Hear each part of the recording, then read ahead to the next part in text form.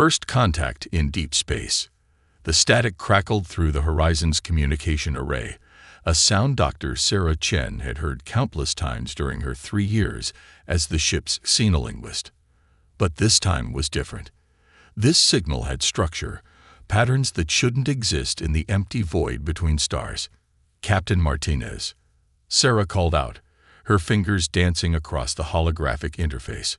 "I'm picking up something unusual on the long-range sensors. It's not random noise." The bridge of the research vessel hummed with the quiet efficiency of a well-oiled machine. Captain Elena Martinez, a veteran of deep space exploration, moved to Sarah's station with practiced grace, her magnetic boots clicking softly against the metal deck. "Show me," Martinez ordered, her dark eyes scanning the wavelength patterns that scrolled across Sarah's screen. Sarah highlighted a recurring sequence in the data stream. "See these peaks? They're appearing at regular intervals, but with subtle variations that suggest language rather than automated distress signals. It's like someone's out there, trying to whisper into the void." Martinez's expression remained neutral, but Sarah caught the slight tightening around her eyes. In 15 years of deep space exploration, the horizon had never encountered definitive proof of intelligent alien life. They'd found bacteria on Europa, simple organisms in the methane seas of Titan, but nothing that could build ships or transmit signals. "Source?" Martinez asked. "Bearing 247 Mark 115. Sarah replied, already plotting the coordinates. "About 6 light hours out, near the edge of the Kuiper Belt analog we've been mapping." The captain straightened, addressing the bridge crew. "Helm, plot and intercept course. Engineering, prepare for potential first contact protocols. Dr. Chen, continue monitoring that signal. I want to know the moment anything changes." Sarah nodded, her heart racing with equal parts excitement and apprehension. This was what she trained for, spent years studying theoretical xenolinguistics and comparative alien phonetics, all for a moment that most believed would never come. The horizon altered course, its fusion drives pushing them through the starlit void. Hours passed as Sarah worked to decode more of the signal, building preliminary translation matrices based on the patterns she observed. The message seemed to repeat every 17 minutes, with subtle variations that suggested it was being actively transmitted rather than automated. "Signals getting stronger," Sarah announced as they closed distance. "I'm beginning to detect additional harmonics in the carrier wave." Wait. She frowned, adjusting her instruments. "Captain, I'm picking up radiation signatures consistent with plasma damage." Martinez was at her station instantly. "Tactical, full scan of the area. Engineering, power up our shields." The bridge erupted into controlled activity as the crew responded to their captain's commands. The main view screen shifted, showing a thermal image of space ahead of them. There, against the cold black, was a heat signature too regular to be natural. "Holy shit," Sarah whispered as the image resolved. A ship, but unlike anything humanity had ever built. It seemed to be constructed of overlapping scales that shifted and rippled even as they watched, its hull pulsing with internal light that leaked through damaged sections. "Life signs," Martinez demanded. The tactical officer, Lieutenant Park, worked his console. "1. Very faint. The ship's main systems appear to be failing. That radiation we detected, it's from multiple weapon impacts. Whatever happened here, it wasn't an accident." Sarah felt a chill run down her spine. First contact was about to happen, but not in the way anyone had expected. They weren't meeting a thriving civilization reaching out in peace. They were finding a survivor of what appeared to be a violent attack. "Dr. Chen," Martinez's voice cut through her thoughts. "Prepare the first contact package. Lieutenant Park, ready a boarding team. We're going to attempt rescue operations." The next hour was a blur of activity as Sarah helped coordinate the response. The first contact package, a carefully prepared series of mathematical and linguistic primers designed to establish basic communication, was transmitted toward the alien vessel. Meanwhile, She suited up with the boarding team, her specialized linguistics equipment integrated into her EVA suit.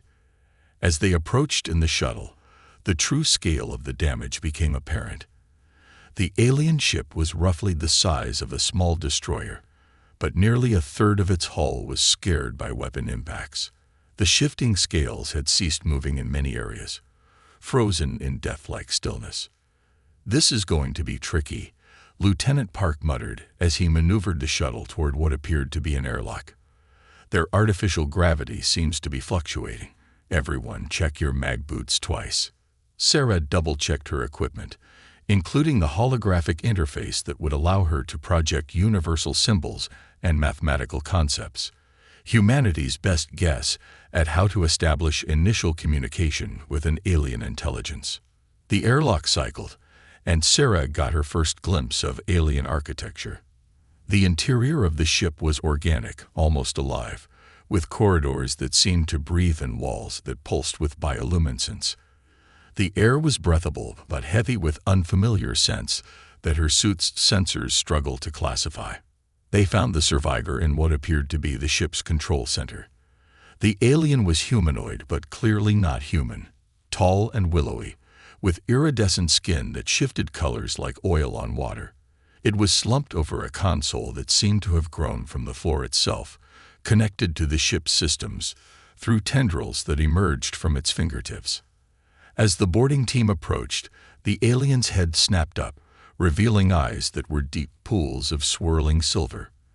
It spoke, and Sarah's translation software began working immediately to analyze the sounds. But before any translation could be completed, the alien's eyes went wide with terror. It wasn't looking at them anymore, but past them, at something in the depths of space beyond the ship's viewports. Sarah turned, following its gaze, and felt her blood run cold. In the distance, barely visible against the star field, something massive was moving. Something that, according to their sensors, shouldn't exist at all. First contact had just become humanity's first warning. The warning. The massive shape in the distance vanished as quickly as it had appeared, leaving only a lingering sense of dread and the alien survivors' obvious terror. The boarding team's comms crackled with urgent messages from the horizon, reporting massive gravitational distortions that defied known physics. Sarah forced herself to focus on the immediate problem, the injured alien before them. Its iridescent skin had paled to an ashen gray, and the biological connections to the ship's systems were starting to wither. "We need to get them back to the horizon," Sarah said, already reaching for the medical kit. "Lieutenant Park, can we safely disconnect them from the ship's systems?" The alien's silver eyes fixed on Sarah, and suddenly her mind filled with images, not words, but pure concepts. Destruction. Pursuit. A darkness spreading between the stars. The sensation was overwhelming, causing her to stumble backward. "Dr. Chen." Park caught her arm, steadying her. "What happened?" "There? Telepathic." Sarah gasped, her trained xenolinguist's mind already adapting to this unexpected form of communication, or at least capable of projecting thoughts. "They're trying to warn us." The alien disconnected itself from the ship's systems, each tendril withdrawing with a soft, organic sound. When it tried to stand, its legs buckled. Park and another team member moved quickly to support it. "I am Krith," the alien projected, the concepts becoming clearer as Sarah's mind adjusted to the unusual form of communication. "You must leave this place. They will return." The journey back to the horizon was tense.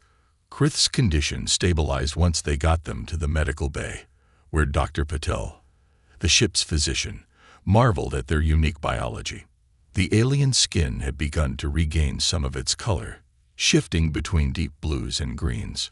Captain Martinez called an emergency meeting in the ship's conference room. Sarah sat next to Krith, acting as both translator and cultural interpreter. "What exactly is pursuing you?" Martinez asked directly.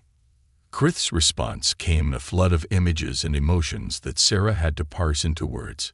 "They are the Void Hunters," she translated, struggling to capture the depth of fear in Krith's mental projection. "Ancient, patient, They seek out civilizations that reach a certain level of technological advancement and harvest them. Harvest. Martinez's face remained composed, but her knuckles whitened where she gripped the table. The images Krith shared next made Sarah glad she was sitting down. Entire solar systems going dark. Worlds stripped of technology and life. The methodical, systematic destruction of civilizations that had taken place over millions of years. My people, the Lumini, detected them too late. Sarah translated as Krith continued. We were arrogant, thought our technology could protect us. We were wrong. I am part of the archive, those chosen to carry our species' knowledge and warn others. Lieutenant Park leaned forward. How do they find their targets? They detect specific energy signatures, particularly those associated with faster-than-light travel and quantum communications. Krith's mental projection carried a new emotion: urgency. Your species' development matches their harvest criteria. They will come. Sarah felt her blood run cold as she realized the implications. Humanity had achieved FTL travel 30 years ago. They'd been broadcasting their presence across the galaxy ever since, proud of their technological achievements. How long do we have? Martins asked. Krith's response needed no translation, a simple numeric concept that made everyone in the room pale. 3 months. That's impossible, Park protested. We can't prepare Earth's defenses in 3 months. We've barely colonized Mars and the Jupiter moons. Our military fleet is designed for domestic security, not fighting an advanced alien threat. But Sarah noticed something in Krith's projection. A flutter of hope. There might be a way, she said slowly. Krith's people developed countermeasures. They weren't completed in time, but the data is here, Krith confirmed, touching their temple. But adaptation will be difficult. Your technology is different. Primitive in some ways, but advanced in others we never explored. Integration will require innovation. Martinez stood, her decision made. Dr. Chen, you'll work with Krith to adapt their defensive technology to our systems. Lieutenant Park, prepare a priority transmission to Earth Command. Dr. Patel, I want you studying Krith's medical data. We need to ensure they remain healthy enough to help us. As the meeting disbanded, Sarah stayed behind with Krith. The alien's silver eyes met hers, and she felt a new emotion in their mental connection: respect. Your species is young, Krith projected, but I sense great potential in you. You face what my people could not, yet you do not run. Why? Sarah thought about Earth, about humanity's long journey from caves to the stars. Because running isn't what we do, she replied. Humanity's greatest achievements have always come when we stood our ground and faced impossible odds. It's kind of our thing. Krith's skin rippled with colors Sarah hadn't seen before, perhaps their equivalent of a smile. But before they could respond, the ship's alert system blared to life. Multiple quantum signatures detected, the AI announced. 3 colonies in the outer belt have gone dark. They were out of time. The harvest had already begun. Preparation for war. Earth's response to the Horizon's warning was swift but chaotic. The UN Security Council convened in an emergency session, while military commands worldwide shifted to high alert. Sarah watched the reports flood in from her new laboratory in the Lunar Defense Complex, where she and Krith had been relocated within hours of their return to Earth. The massive underground facility hummed with activity as humanity prepared for its greatest challenge, but not everyone welcomed their alien advisor with open arms. They show up right before an invasion, and we're supposed to trust them. General Helena Santos's voice carried across the lab, sharp with suspicion. For all we know, this could be an elaborate trap. Sarah looked up from the holographic display where she and Krith had been working on adapting Lumini shield technology to human power systems. With respect, General, the outer belt colonies are still dark.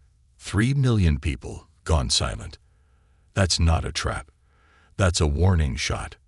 Krith's skin rippled with dark patterns, their expression of grief. Your suspicion is logical, they projected, The mental communication now refined through specialized interfaces Sarah had helped develop. But you waste precious time.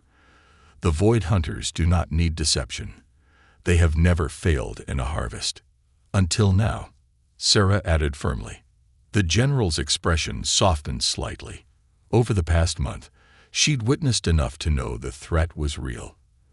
The Void Hunters had taken 6 more colonies, each attack coming closer to Earth.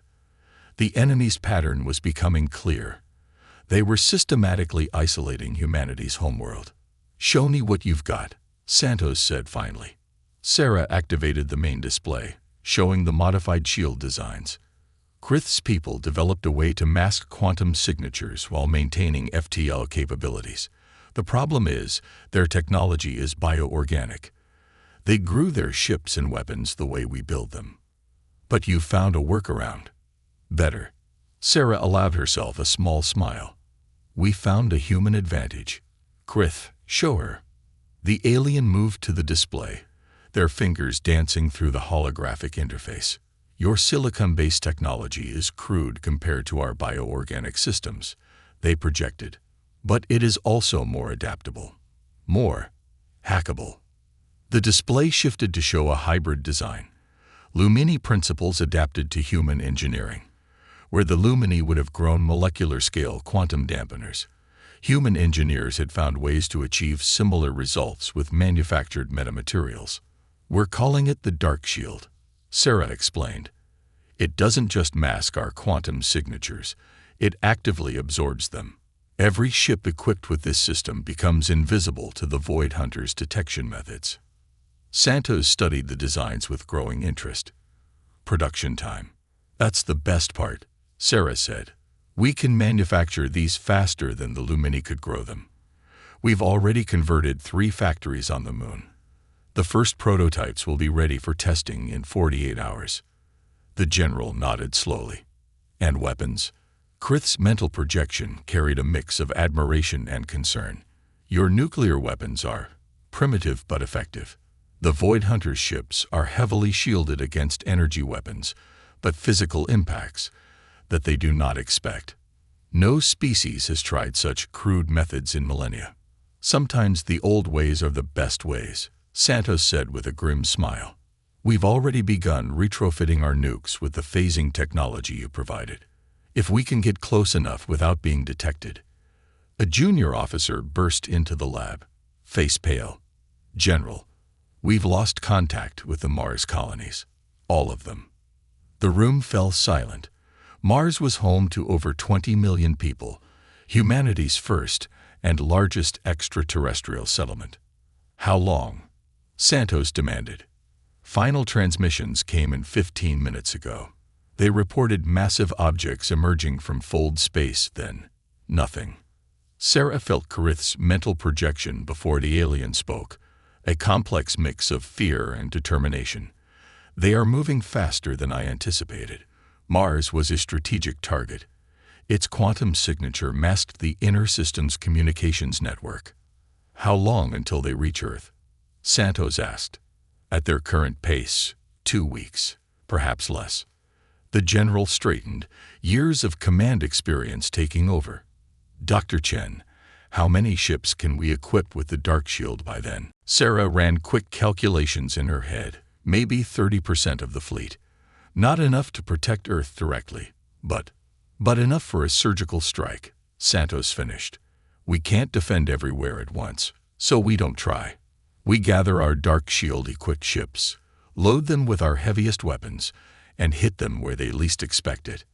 Krith's skin shifted to deep purple, a color Sarah had learned to associate with surprise.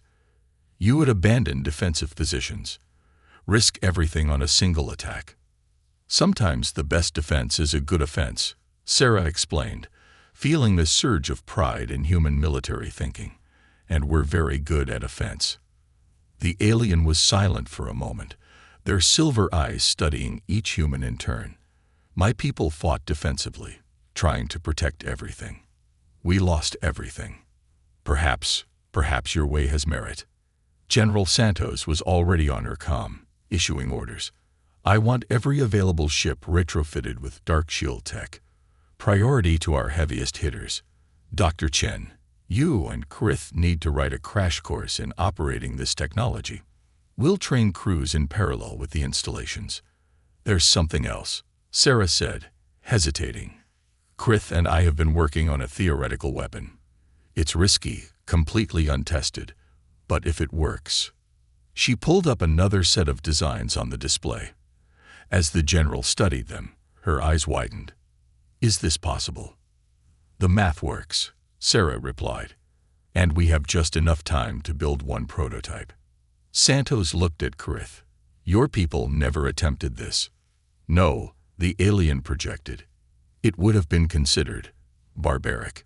Beneath us, a ripple of color that Sarah recognized as dark humor crossed their skin. But as you humans say, desperate times. The general nodded decisively. Do it. Whatever resources you need, they're yours. She turned to leave, then paused. And Dr. Chen, when this is over, assuming we survive, you've got one hell of a paper to write for the xenotechnology journals. As the general left, Sarah turned back to their work, but Krith stopped her with a gentle tendril on her arm. Their mental projection was tinged with curiosity. Your species continues to surprise me. In the face of certain doom, you make jokes about academic publications. Sarah shrugged. That's another very human thing. The worse things get, the more we lean into gallows humor. It's how we cope. Perhaps, Krith projected thoughtfully, that is why you will succeed where my people failed. You do not simply face extinction, you laugh in its face. Before Sarah could respond, the lab's speakers crackled to life with an emergency broadcast. The Void Hunters had been detected crossing Saturn's orbit. They were ahead of schedule. The race against time had just become a sprint. The battle for Saul. Sarah's hands trembled as she made the final adjustments to the prototype weapon. The massive device, dubbed Project Prometheus, took up nearly a quarter of the lunar facility's main hangar. It looked crude compared to the sleek Lumini technology, a hybrid of human engineering and alien science that embody humanity's brute force approach to physics. Will it work? Krith projected, their skin shifting through anxious patterns of blue and gray. Theoretically, yes. In practice, Sarah tightened the last connection. We're about to find out. The Void Hunters had crossed Jupiter's orbit 12 hours ago, their massive ships distorting space itself as they moved. Earth's combined fleet, what remained of it, had gathered in the asteroid belt, hidden behind their hastily installed dark shields. General Santos's voice came through the command channel. Dr. Chen, status report. Prometheus is ready, Sarah replied, double-checking her calculations one last time. But General, you need to understand, this isn't just a weapon. Once activated, it will affect everything within its range, our ships included. Understood. All fleet commanders have been briefed. We'll only use it as a last resort. Krith's mental projection carried a mixture of awe and concern. Your species continues to amaze me. You've taken our most advanced theoretical physics and turned it into a hammer. Sometimes a hammer is exactly what you need, Sarah replied, but her attempt at humor felt hollow. The weight of what they were about to attempt pressed down on her. The command center's main display showed the approaching Void Hunter fleet. 15 massive vessels, each larger than anything humanity had ever built. They moved in perfect formation, their black hulls seeming to drink in the light of the sun. All ships, battle positions, Santos ordered. Remember your training. Don't engage until you're inside their minimum effective range. Make every shot count. Sarah watched as humanity's fleet, a mere 40 ships equipped with dark shield technology, moved into position.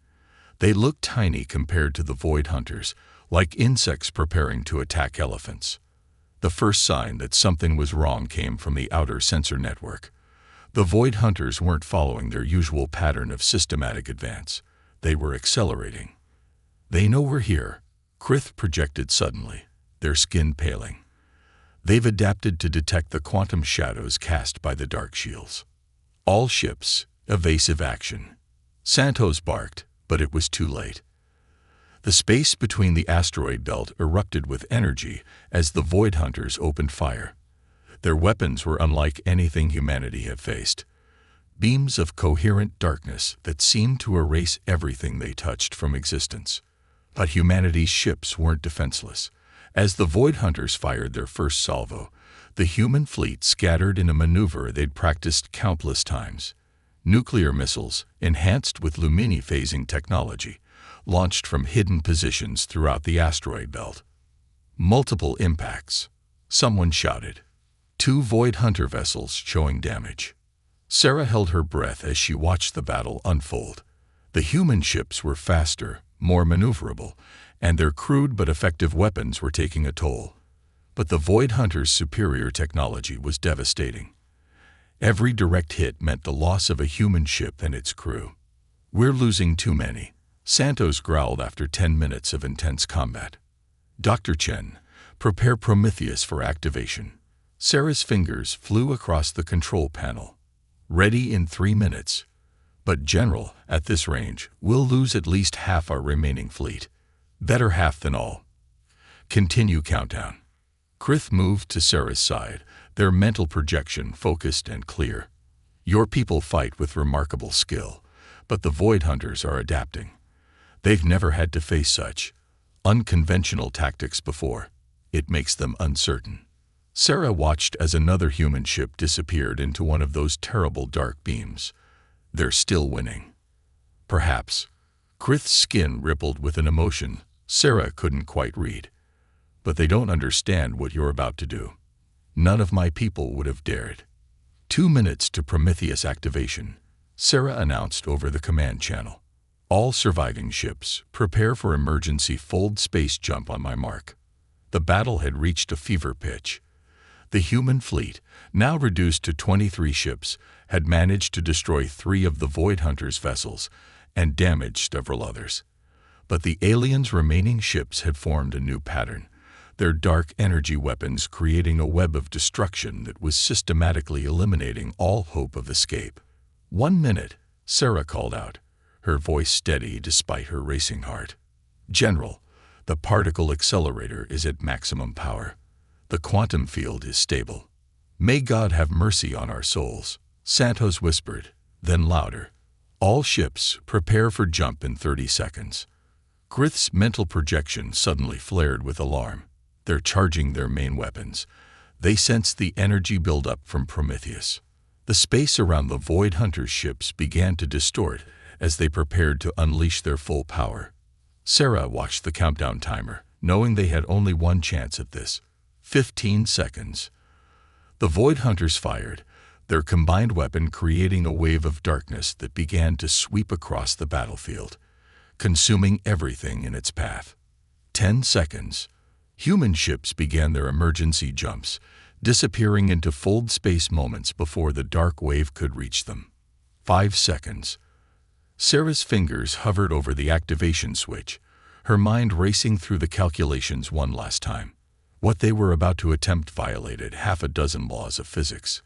If she was wrong. "Now," Santos ordered. Sarah slammed her hand down on the switch. For a moment, nothing seemed to happen. Then, in the space between moments, reality itself screamed. "Humanity stand!" Project Prometheus did not destroy the Void Hunter ships. It did something far worse. The device Sarah and Krith had created was not a conventional weapon, but rather a localized violation of quantum mechanics itself. As it activated, it created a bubble of space where the fundamental forces of reality worked differently. The effect was instantaneous and horrifying. The Void Hunters' highly advanced technology, dependent on precise quantum states, began to fail catastrophically. Their dark energy weapons flickered and died. Their impossibly strong hull materials, maintained by quantum-level forces, began to degrade. By the ancestors, Krith projected, their skin shifting through colors Sarah had never seen before. "You've created artificial chaos." On the main display, the Void Hunter ships were twisting in space, their perfect formation shattered. The sophisticated quantum technology that made them nearly invincible was now worse than useless. It was actively working against them. All ships returned to combat positions. General Santos ordered. Target their compromised hull sections. Standard nuclear weapons only. Let's not risk any quantum-enhanced tech inside the Prometheus field. The remaining human vessels emerged from fold space, their conventional weapons blazing. Without their quantum-based defenses, the Void Hunter ships were vulnerable to even humanity's primitive nuclear weapons. They're trying to retreat, Sarah observed, watching as the massive alien ships attempted to engage their fold space drives. But inside the Prometheus field, such technology was worse than useless. No, Krith projected suddenly, their mental voice filled with urgency. They're not retreating. They're calling for reinforcements. As if to confirm Krith's warning, new signals began appearing at the edge of the solar system. More Void Hunter ships, dozens of them, preparing to jump to their allies' aid. They'll be here in minutes, Santos said grimly. And Prometheus doesn't have enough power to affect a sphere that large. But Sarah was already moving, her mind racing with new possibilities. It doesn't need to, she said, fingers flying across the control panel. Krith, remember what you said about quantum shadows, how they detected our dark shields.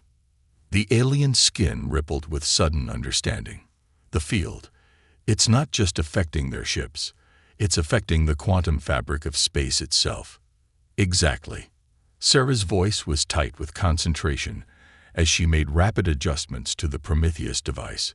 Every quantum-based system in that fleet is connected. They share information, coordinate their actions through quantum entanglement. What if we use that against them? Understanding dawned on General Santos's face. You want to use their own network to transmit the Prometheus effect. Their quantum communication network is already compromised, Sarah explained. When the reinforcements arrive, they'll immediately try to sync with the disabled fleet, and when they do, they'll receive a virus, Krith projected, their mental voice colored with something like awe. A quantum virus that will propagate through their entire command structure. The next few minutes were tense as they watched the reinforcement fleet arrive. Just as Sarah had predicted, the new arrivals immediately attempted to establish quantum communications with their stricken allies. The effect cascaded through the Void Hunter fleet like a wave of chaos.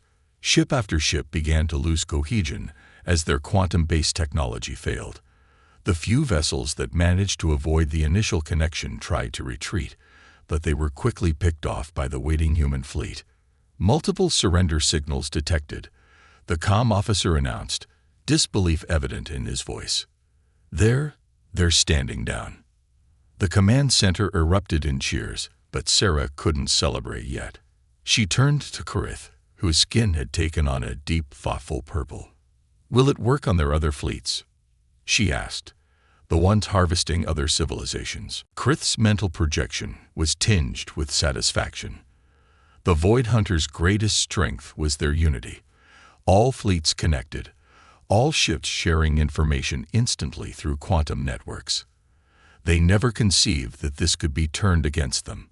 The virus will spread through their entire civilization. We didn't just defend Earth, Santos realized. We've given every species they're hunting a chance to fight back. The next few hours were a blur of activity as humanity secured its victory. The surviving Void Hunters were taken into custody, their damaged ships towed to secure locations for study. But amid the celebration, Sarah found herself in a quiet corner of the lab with Krith. Your people would have never attempted something like this, she said. It wasn't a question. No, Krith projected, their skin shifting through thoughtful patterns. We sought perfect solutions, elegant answers to complex problems. We would have considered this approach inelegant, crude, but effective. Yes. Krith's mental voice carried a new emotion, hope. Perhaps that is why the Void Hunters were never defeated before. All the advanced civilizations they encountered tried to match their technological sophistication. None thought to use physics itself as a weapon. Sarah smiled. Sometimes the best solutions are the simple ones. Hit them hard enough with a big enough hammer, and even the most sophisticated problem breaks down. A very human perspective, Krith projected, their skin rippling with what Sarah had learned to recognize as amusement. My people will need time to recover, to rebuild. But when we do, I believe we have much to learn from humanity. You've shown us that sophistication isn't always the answer. Sometimes, crude works better. And sometimes, Sarah added, thinking of the hybrid technology they'd created together, the best solution is a combination of both. As they looked out at Earth through the lunar facility's window, Sarah could see the fleet returning home, their hulls still bearing the scars of battle. Humanity had faced its greatest challenge and emerged not just victorious, but stronger. They had proved that even in a universe of ancient and mighty civilizations, there was still room for a young species that wasn't afraid to think differently. Krith's final projection echoed her thoughts. The galaxy will never be the same. The age of the Void Hunters is over. The age of humanity has begun. And somewhere in the vast darkness of space, other civilizations were receiving an unexpected gift. A quantum virus that would give them a fighting chance against their ancient tormentors, courtesy of a young species that had dared to think the unthinkable and achieve the impossible. It was, Sarah reflected, a very human solution to a very alien problem.